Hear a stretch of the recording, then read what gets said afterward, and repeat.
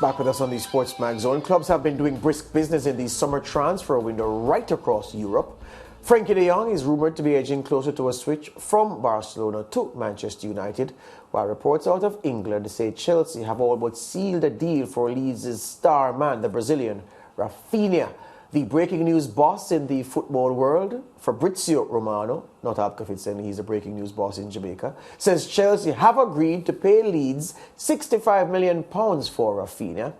What, we ask, can Raphinha do and add to Chelsea's attack? I ask Lance that question. Lance, what can Raphinha add? Well, to be honest, I've on paper, 2 years ago, the Chelsea attack, based on the roster, looked as if it could develop into a formidable attack, but it hasn't borne fruit. And they need an injection of some real efficient striking. And I think he can help them a lot. He has a lot of tools, a lot of pace. He scores goals. He has a lot of deft touches as well. So I think Chelsea would benefit from a Rafinha acquisition. Thing is I'm not sure because Rafinha is a creator. Yes. He's not a finisher. Finishing is not his forte. He can score goals. Yes. But his forte is in creating goals and where he plays wide. Yeah? Chelsea have a lot of wide men, a lot of men who want to play wide. Which is why they bought Lukaku, because Lukaku had different qualities from the other players they had. Timo Werner doesn't score with the consistency that will help you to win big trophies. That's a fact, because we've proven that since his time at Chelsea. Yeah. Kai Havertz, of course, has the ability to score big goals to win big games, but he's hot and cold, which is why they went and got Romelu Lukaku, despite winning the Champions League on the back of Havertz's goal scoring, especially with that goal against City in the final. Raphinha, Lance, is much of... It's a lot of wing play, it's a lot of creativity. He's not an expert finisher. Chelsea need an expert finisher, which is perhaps why they're going for a good friend, Raheem Sterling. Yeah? And again, Sterling has over 100 Premier League goals, 109 to be precise, 91 for Manchester City and the rest, the other 18 for Liverpool. Yeah? But Sterling has his time in Manchester City has been characterized by some big chances that he's missed in some big games. But Raheem Sterling, his goal scoring record is strong because only 25 players in the Premier League history have scored more goals than Raheem Sterling. So maybe that's why Chelsea are trying to get him, because they want to put goals. Because if you put Raphinha in the Chelsea team, Lance, you get more creativity, but you won't get much goals. This Chelsea team, it's not creativity that's your problem, it's finishing. And I think this purchase, I don't see how it will help them to score more goals, because it's not as if they're buying him to supply an ace finisher, because Kai Havertz is not a striker that you serve. Kai Havertz can make his own goals. That's how he makes. That's how he scores them. So I don't know where this one is going to go. Yeah, well, I think he would do well there, though. But I take the point that the way Raheem Sterling plays, there's no Chelsea attacking player who plays like Sterling. No. And I think he would benefit them probably more than Raphinha. I think I would agree with you there on you that. Go. But I still like Raphinha for Chelsea. I think he would help them. For the player himself, I mean, a bigger stage. Chelsea, obviously, a bigger club than Leeds United. So he's going to play Champions League football next season. So I'd love that for him. Yeah. And he's a confident player, George. Yes. Confidence has a lot to do with success. But here's the thing. It's an excellent point you make about confidence, because what can happen, being the big dog in the Leeds team, where he takes the penalties, everything goes through him. At Chelsea, it won't be like that. He'll have to fall within a pecking order. And that's where you learn about a player and a human being. Okay. If he can rise up in the face of that and establish himself as the man, rather than try to fit in and not fit in. All right, let's also assess Manchester United's interest in Barcelona's Dutch midfielder Frankie de Jong. From the moment the season ended, Lance, you've been hearing this rumor about Frankie de Jong coming to Manchester United, to the point that we've developed a Frankie the Old, because we're saying by the time he gets to Old Trafford, he'll be Frankie the Old. Yeah.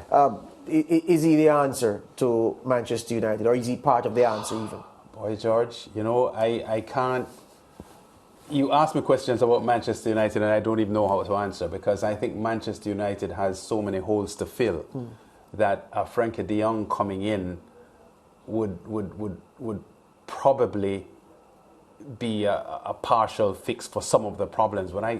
Man United's problems just look really deep to me, and I'm not sure if this transfer by itself would significantly boost Manchester United stocks? It's an excellent point you make for the fact of what you said in the last part when you said him by himself. If Manchester United are going to get Frankie de Jong and nobody else, he too will look like a donkey very soon in the new season. That's right. They have to improve the midfield. And guess what? You know, you may be surprised to know this, Lance. I've done some introspection and I've asked myself the question, have I been too hard on Harry Maguire? Have I been too hard on Victor Lindelof? Well, I'm awaiting your answer, no. Because, Lance, when you have the midfield in front of you, that Maguire and Lindelof and, well, I've not been hard on Varane, it's those two especially. When you have the midfield in front of you that those men play behind, Lance, you're going to come under a lot of pressure in games. You're going to be under so much pressure but George, that you may start making mistakes. I hear you, but good players handle pressure. Yes, and Maguire hasn't done that. But good players like who with a crap midfield in front of them? Good defenders like which ones handle pressure with rubbish midfielders in front of them? Tell me that. Well, I'm just saying that if you had rubbish players in front of Van Dijk, I don't think he would look the way Maguire does. I'm suggesting to you that if you had Fred and McTominay and Vidic and not Vidic and Matic and in front of Van Dijk, he would look like Maguire. Van Dijk would look like a donkey. No, George. Van Dijk would look like a donkey. I'm suggesting that to you. I don't agree with you at all. You prefaced what you said by saying I might be surprised because I didn't think I would live to see the day that you would sound protective of Maguire. Well, I'm loath to do it, Lance, but it bears discussing because we're talking about Manchester United. Yes. Frankie de Jong improving an aspect of the team, and it's about Frankie de Jong and company in midfield that need to be signed, not Vincent Kompany, the former Man City skipper. Company. The point is, Lance, players make a difference. The systems players make a difference to teams. Yes. Liverpool were well off the pace without Van Dijk in the side. With Van Dijk, Liverpool looks like the most awesome football machine built in the last 30, 40 years of club football. With Van Dijk alone missing, it's ordinary. It's so ordinary, Lance, that it finished Liverpool without Van Dijk for much of the season. Finished behind Solskjaer's Manchester United in the team. I remember Liverpool came third that year, Manchester United came second because they didn't have Van Dijk. So I'm saying, Van Dijk in the team, without the quality in front of him in midfield, he too would struggle in the same way that Maguire and Lindelof struggle with rubbish in front of them in the midfield. That's why De Jong alone can't be the answer because De Jong alone can't transfer the rubbish. Just to retrace something you said, George, I don't think Liverpool were as bad without Van Dijk as you're suggesting.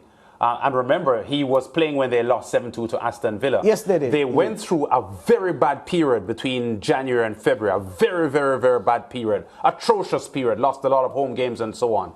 But they leveled themselves off and toward the back end of the season fought themselves back into contention to get third and get a Champions League spot without Van Dijk. Well, there was about a 2 to 3 month stretch when Van Dijk wasn't there and Liverpool were almost undefeated.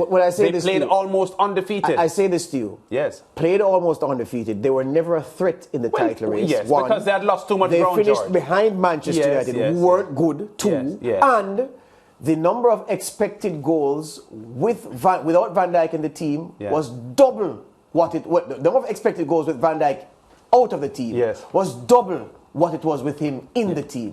The number of shots they gave up to opposing forwards was more than 100%, was more than double what it was without him in the team. So all of those key numbers pointed to Liverpool not being as strong. Alisson conceded more goals.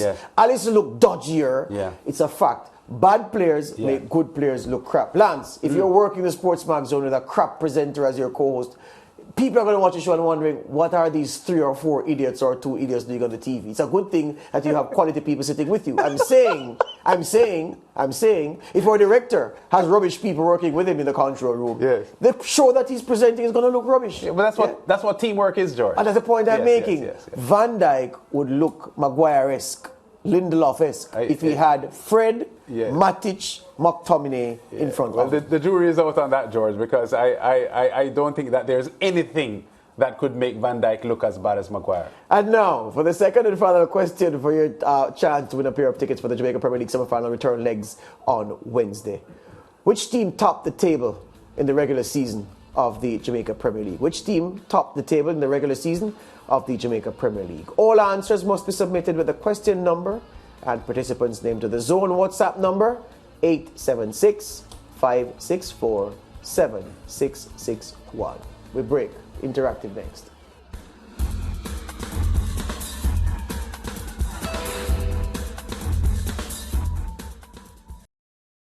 Thank you for watching SportsMax on YouTube. Don't forget to like, share, subscribe, and to click the notification bell to stay informed.